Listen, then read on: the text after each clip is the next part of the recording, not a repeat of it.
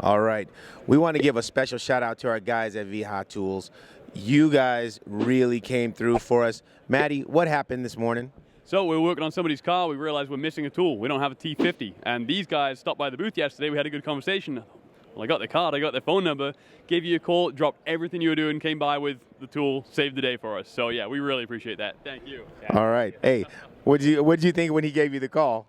Well, actually, so I can't take credit for that. So Bart here, our social media guy, he was kind enough to answer a call he's never seen the phone number for.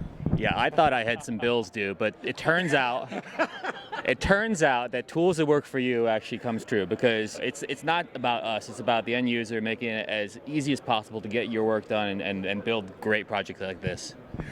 Okay.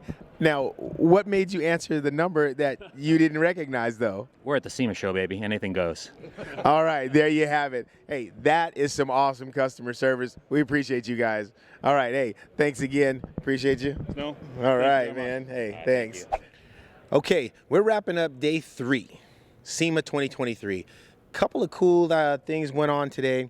Number 1, all right, the Revolt boys got an award from VH.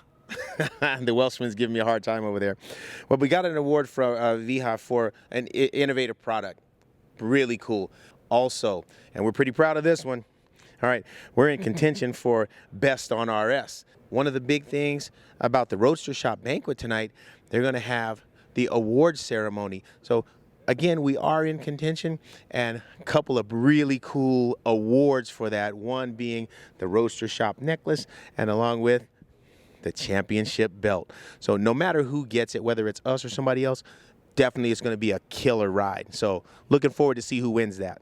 Moving on. Today, the boys over at Legacy EV on the repower. Man, that live repower has been going so fast. These guys, they have the motor in, the battery in. They're kind of tidying up some wiring, and they're going to drive that bad boy out of here tomorrow.